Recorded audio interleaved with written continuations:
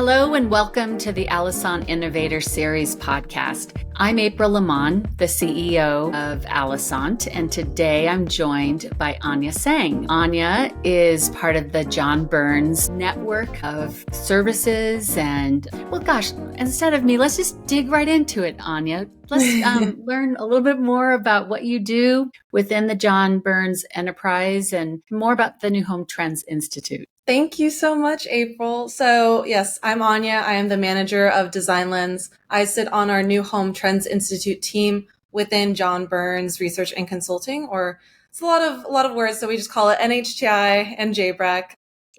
So NHTI is John Burns' hub for consumer and design insights. So we started, 5 years ago now. We really recognized that a lot of people make very big, expensive decisions kind of based on intuition rather than research. So they kind of were going based off what they thought worked and what they'd been always doing before. So we started this group a while back really to help give people in this industry the confidence and tools and a really collaborative, research-fueled environment to design better communities and homes. So that's really how we started. Well, and you have such a unique position from which to blossom in that direction, right? I mean, you have access to so many different types of industry stakeholders. I mean, what are the things that you see that you're leveraging within JBREC? Yeah, so, I mean, we really serve all parts of the industry. Like I said, everyone who goes into making a home or community. So our people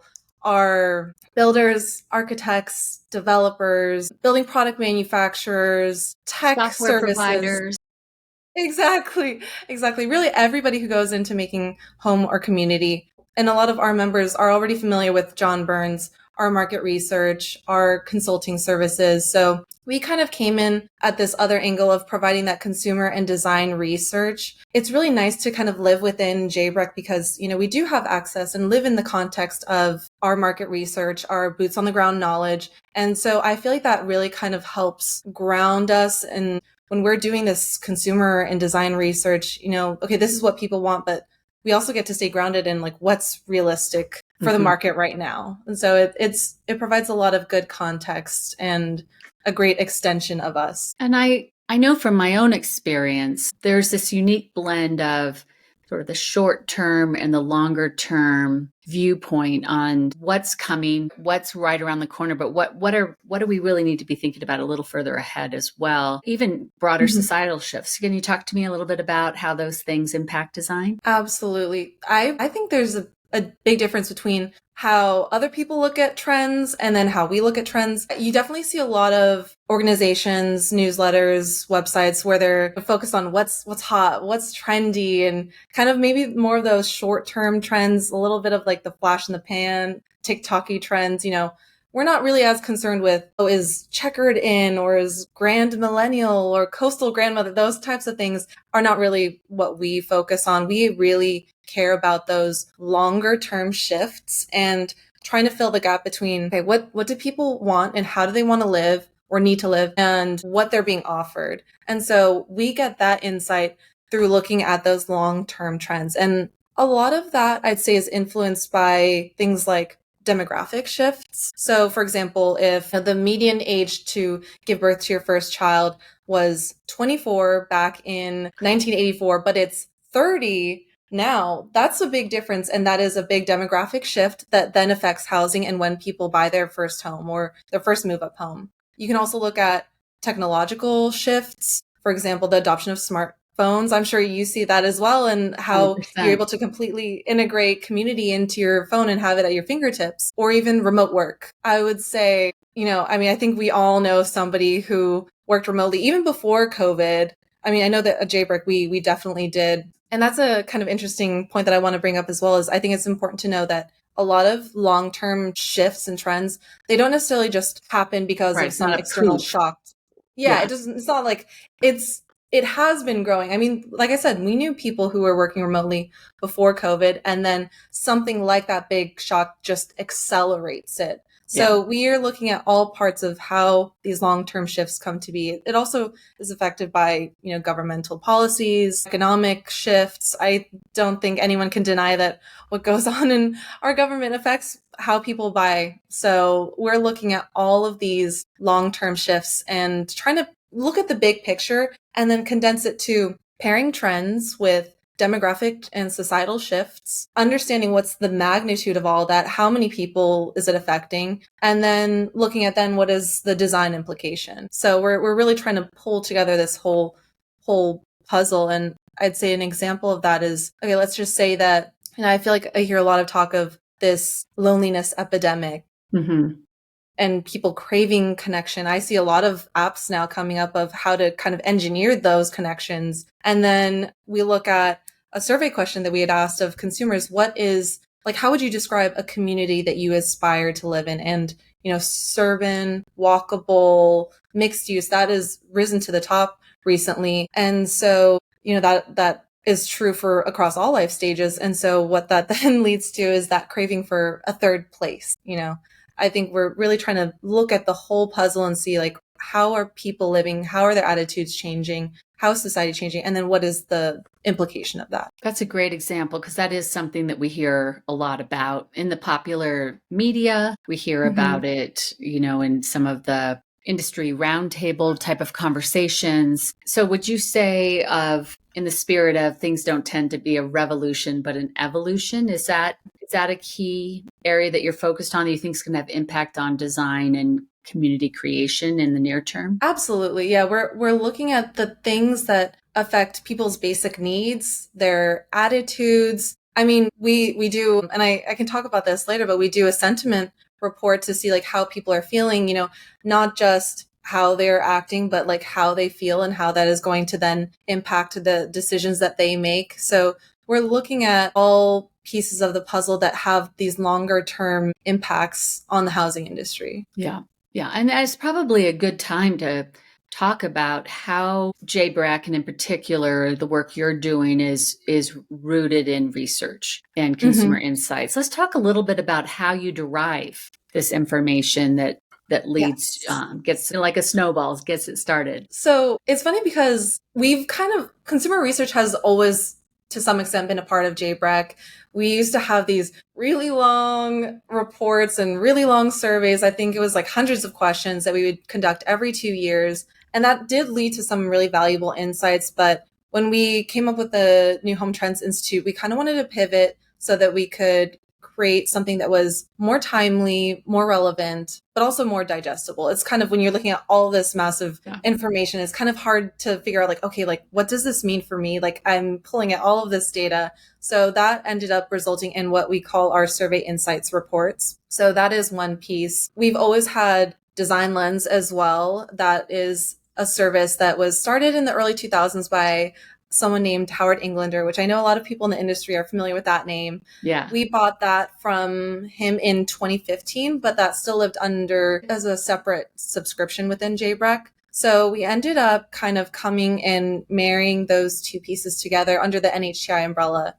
And I feel like it just made sense. The consumer piece and then the design piece, they just really go hand in hand for our audience. And then we also wanted to then add in other pieces that were important, the servicing being an extension of their team, creating that collaborative community. But in terms of consumer research, I'd say that there's a lot of free information out there, but really there's nothing, as far as I know, quite like NHTI. And we're housing specific, and then we take these insights and make them actionable for our members. So I talked about the survey insight reports. We can survey on a variety of topics. Some of them are kitchen, bath, community preferences, generational differences and preferences. But then the nice thing too is if something comes up and we're like, oh, members are really asking about this right now. They really want to know how consumers feel about this, how they behave. We can then kind of pivot, and because they're monthly surveys, we can change a topic and ask about something new. So one of our recent ones, it was called Rethinking Home and Space in Today's Housing Market. So that was kind of like a mix of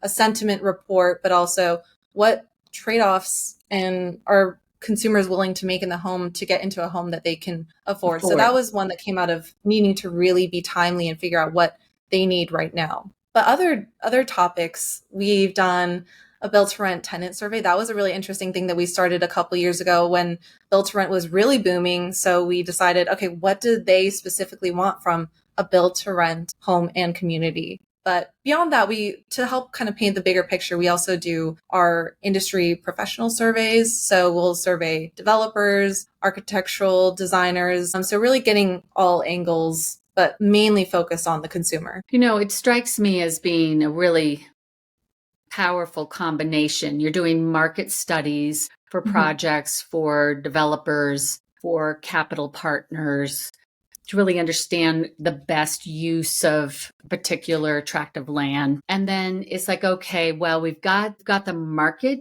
dynamics, the competitive dynamics baked in. This really becomes the piece where you can say, how do I plug in the consumer? How do I plug in what's on their mind in this moment as it might relate to this piece of land and the future development of that piece of land? So it's a really powerful combination to take the quantitative, very necessary, but what can be dry, frankly, and really bake in the consumer's perspective on the same from just a different lens, which, DesignLens is a great name at that point.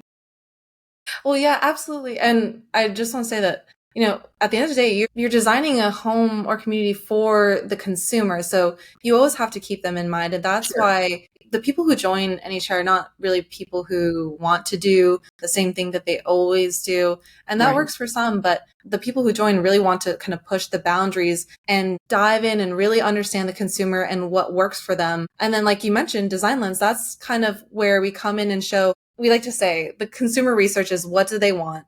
The DesignLens in our design research is, okay, what does that look like? So DesignLens, I mostly work on DesignLens. It is a massive, comprehensive publication and database of over 900 of the best homes and communities across the country. And by best, that can mean it's selling really well. They have a really innovative or unique solution. Maybe it's in terms of density. That's a really big issue right now. Maybe they incorporate ADUs and multi-generational living. It can be anything like that. Or it can just be a really exceptionally designed community that is a great source of inspiration. So we put out a monthly edition every month. Every edition focuses on 6 projects, and they're essentially a photo tour through either a collection's model homes or a master plan or apartment communities, community features, and amenities. So we then have that photo tour, pair it with insights that we get from doing interviews with the builder, architect, or developer. And then we also weave in some of our proprietary NHTI research as well, because, it goes both ways. Like, this is what this builder or developer is doing. Here's our research that shows why it works. So we weave that in as well. I think before we go further, I want to make sure people are really clear on why this is so powerful, why members, and we're a member, prioritize this. It's as if you have a case study on individual projects, and it could be a component of that project. It could be the entire project that is not just data and assessments, but images, very image heavy. So it's really connecting the dots. And to your last point, then the research, the underpinning research that says, hey, this is an expression of what we're seeing in the research that's articulated in a way that really speaks to that market, that consumer. Is that a good summary? Absolutely. And we like to say too, it's like you're able to tour the country without ever having to leave your desk.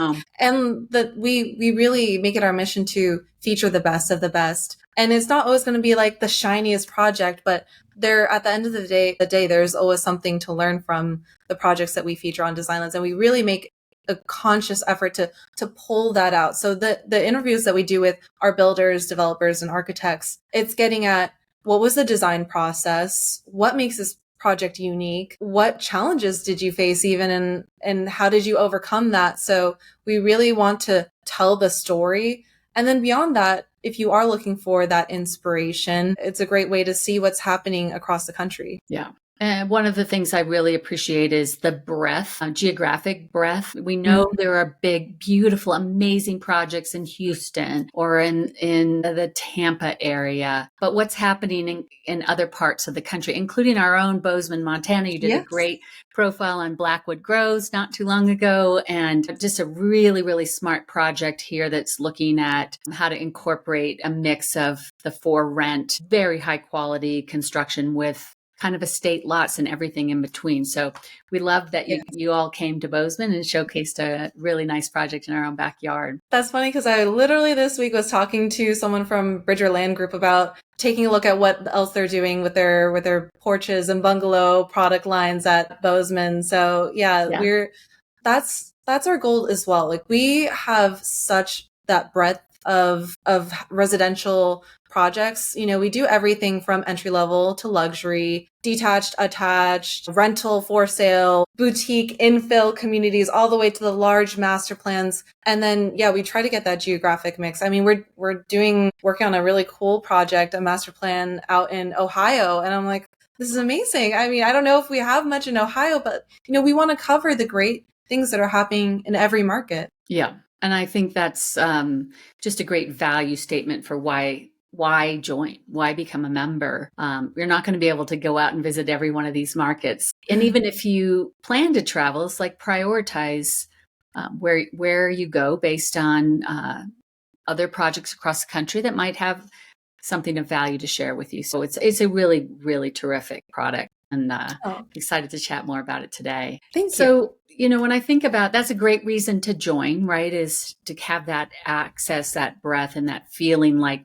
you can really dive into a case study or travel from, you know, the comfort of your office. There are also a number of councils, right, within the New Home Trends Institute Yes. that add another layer of experience for your members. Can you talk a little bit about that and how that's unique? Yeah, our councils, I mean, that's honestly some of the reason, like the sole reason why some of our members join. Our councils, you can kind of think of them as being like networking think tanks. So we currently have 5 very established councils. We have the consumer trends, home design trends, master plan trends, build to rent trends, and then future trends. So we cover kind of different focuses of the housing industry, and not just anybody can join. We really want to curate a very thoughtful group of people who had decades of experience in the industry and share that common mission of wanting to push our industry forward and want it to be open. You know, we tell people, if you come to council, you have to be involved in the discussion. And I'm always amazed by the conversations that we do have. We meet twice a year. We just had a virtual one in March, and then we have an in-person one in September, which is going to be in conjunction with our New Home Trend Summit in Charleston, South Carolina. But every time we meet, we plan this 4-hour meeting. So it's a half day full of panels, guest speakers, discussions, and the amount that people share, and they come to the group with a problem that they're dealing with. Someone else is like, I'm dealing with the same thing. Like, this is what I'm doing. Such a collaborative group. And that is really what we wanted to achieve with the New Home Trends Institute, is to bring these smart, future thinking, like-minded people together to help solve one another's problems, to innovate together. And it so far has worked amazingly. It has. I mean, I'll just put in a plug for the in-person meeting in Denver last year. Just the opportunity to tour with other people who are seeing the projects through different lenses, from their own perspective, and just hear them talk about it from that perspective is really, really valuable. So I love the scale. The other thing I guess I would say is that there's some very, very large industry organizations. We're parts of those as well. But there's something unique about the size and scale, Anja, I think that's worth noting. The nice thing is, I think I mentioned this, that we get to bring in all parts of the industry and really create a community within the industry. So, you know, all of our members can come together. I talked about, we bring in the architects, the developers, the building product manufacturers, the builders, everyone into the same room. And what part of, like I said, why we wanted to create this network was, so often people are working in their silos. They go with what they know and they kind of are just head down and stick with that. And we wanted to expose them to all the other smart people in the industry and have them communicate. Yeah.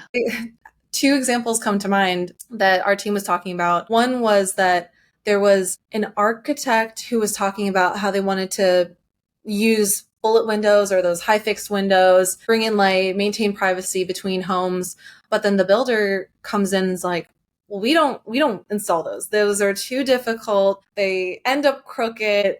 It just, we don't really like to install those. And then we have then the other piece, which is the building product manufacturer, and they're like, oh, well, like we can design something for you that is easier to install, that's really seamless. And so in one conversation, we have like this idea, the problem, the solution. And so we're kind of able to take this massive industry and bring it together in this room into one conversation and help figure out what are the problems. I mean, I'm always surprised, like sometimes why is the developer not talking to the builder and their sales team? Why is the architect who's designing not talking to the building product manufacturer whose materials are going into that elevation or whatnot? So yeah, we really are taking such a broad industry and bringing them all together. And we have some amazing people. I mean, in our master plan trends council, we have some of the top master plan developers across the country. We have some of the smaller, more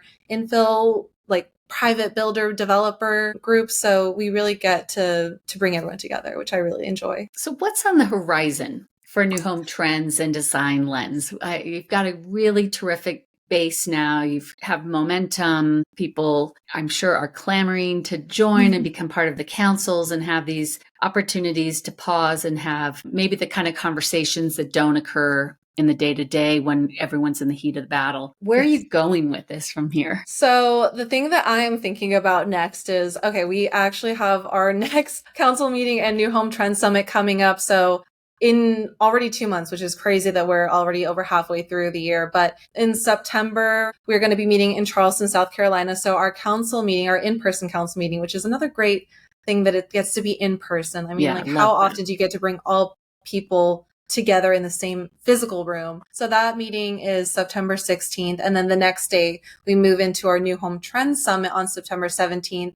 And that is a full day of, again, kind of expanding on the idea of the councils. We have guest speakers, panels, discussions. So all the councils come together for the full day. Most people who are council members end up staying the next day. But even if you're not a council member, you're a New Home Trends Institute member, you get invited to come. And so, yeah, we have everybody come in, full day of lots of different topics, thinking about what's next and just practical applications as well. So it's a great day. While we're there, we're also going to be doing 2 tours, our master plan tour of the Nexton master plan in Somerville. And then we're going to do a series of build to rent tours of multiple build to rent communities. So that's our next upcoming event. But beyond that, we have some exciting things that are a little bit new this upcoming year and next year. So one of our main reports that a lot of our, especially our developer group, love is our master plan and amenities report. Yes. So typically it is a survey of master plan developers. We bring in consumer insights as well. So we'll survey consumers and then we roll those insights into a report, add in some of the DesignLens examples of great projects we've seen. This year, we just recently added a new team member, Maureen Ladley, who's our vice president of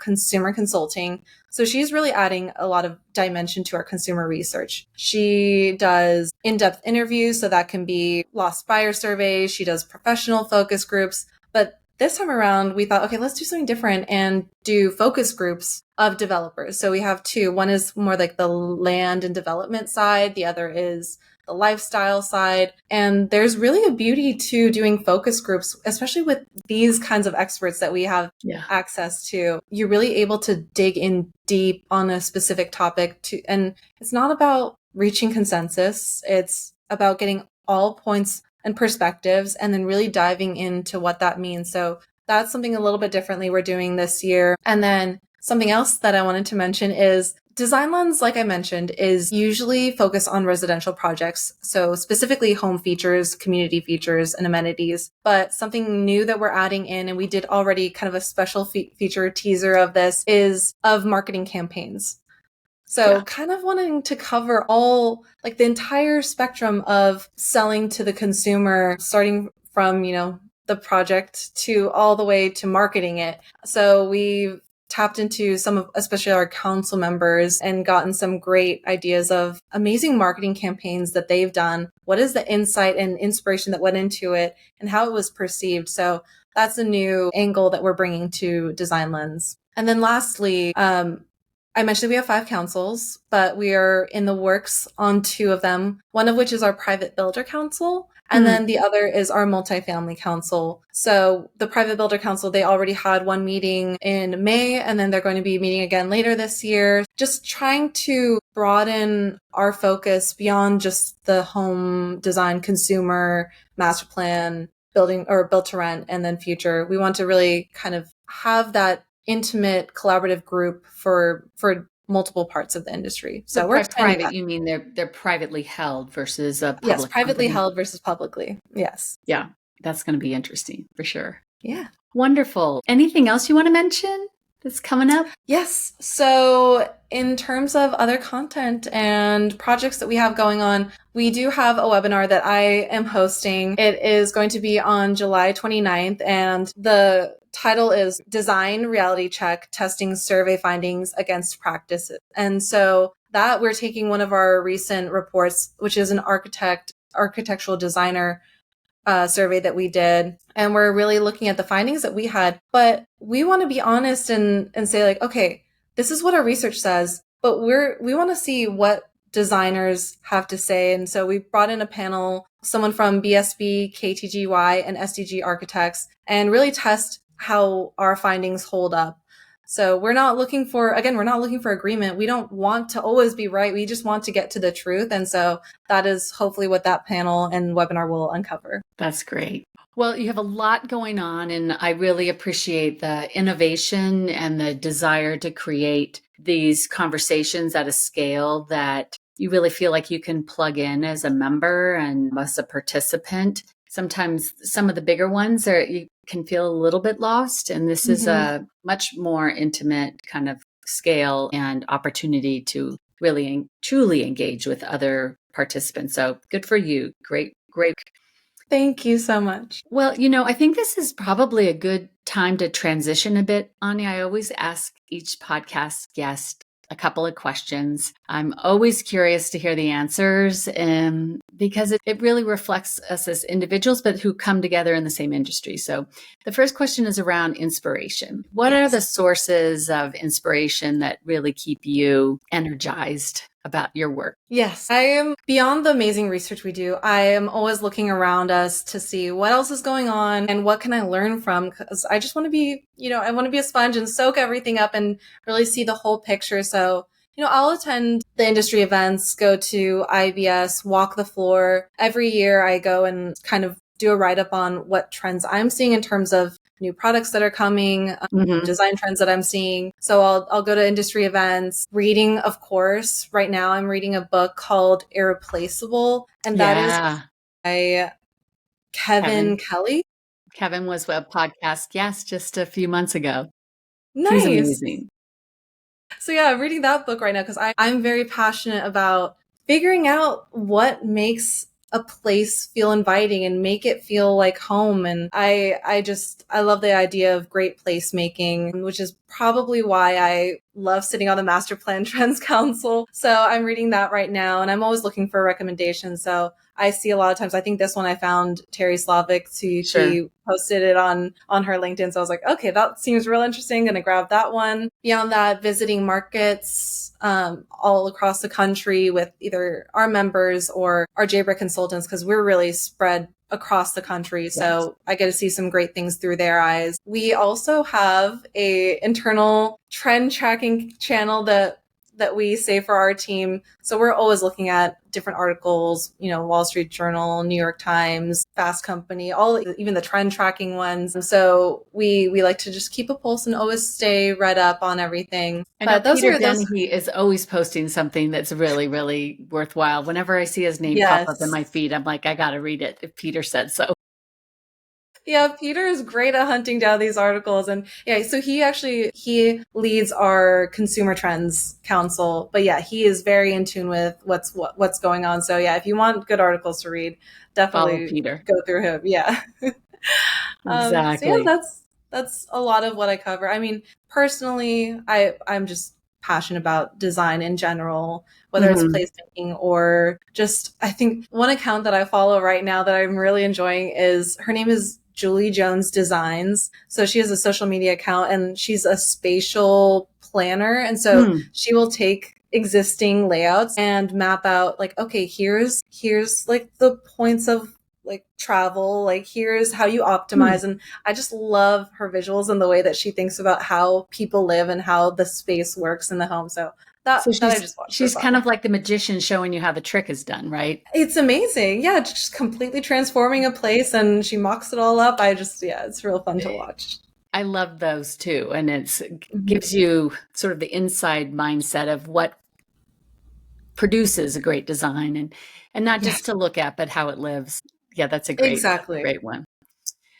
Awesome. Well, my last question is going to be an interesting one. I usually phrase it this way is what advice would you give the 25-year-old version of yourself? I mean, one of the things I really love about getting to know you better and spending time with you on the Master Plan Council is that you're just such a great and vibrant person who's coming into the industry. You know, I'm sort of at the other end of the spectrum, and it just makes me so happy to see such bright and talented people like yourself coming in. So I know 25 doesn't feel a number numerically like all that far away, but yet we grow every day. So We even just do. looking back at maybe a handful of years, like what advice would you give someone who's, let's just say, earlier in their career and trying to find their way? Absolutely. Yeah. I would say I think about this all the time.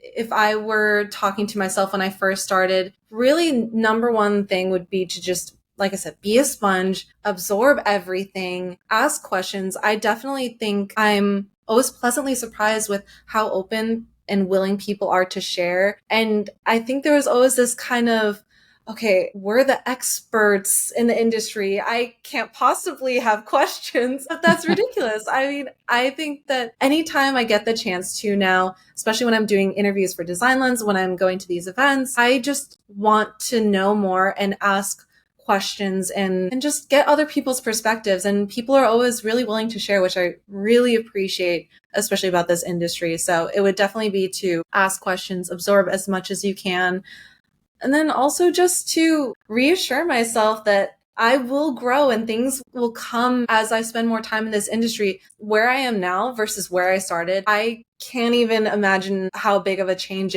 it's been. I know so much more, even just, who are all of these players in the industry? Like, who are the builders? Who are the developers? And then getting to work on DesignLens and have access to all these projects. I remember when I first started, I would work on DesignLens. Jenny Nichols, who's our VP of Yeah. design and my supervisor, she'd be like, I'd be on a call with her and she'd be like, oh my gosh, this is an amazing example of, let's say, like a alley loaded project in Florida or something like that. And then she would say the name. I'm like, how do you remember this? And I used to be so overwhelmed with the idea of soaking it all in. But really, I would just want to reassure myself that I will grow. It will just come with time. And it's okay not to know everything right now. It'll come. You know, cultivating curiosity is a skill in itself, right? And we all can aspire to be a lifelong learner as opposed to the lifelong expert. And I think it's a richer experience to be in the place of learning. And so I think that's great advice for anyone at any age. And there's always going to be more. There's always going to Yeah, be more to learn. And so cultivate that sense of curiosity every day.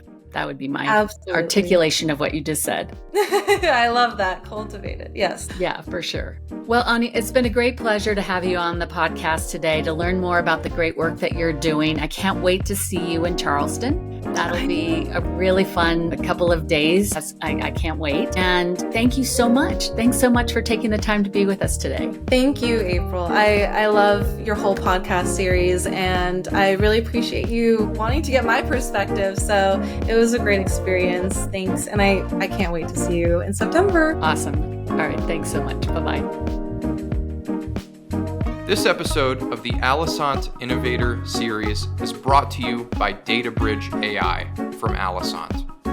DataBridge AI organizes your siloed system data into actionable customer profiles, providing valuable insights without costly data restructuring or APIs. You can learn more about DataBridge AI at allisant.com. Thanks for listening to this episode of the Allisant Innovator Series. Be sure to subscribe, follow, and rate the podcast, and learn more at allisant.com.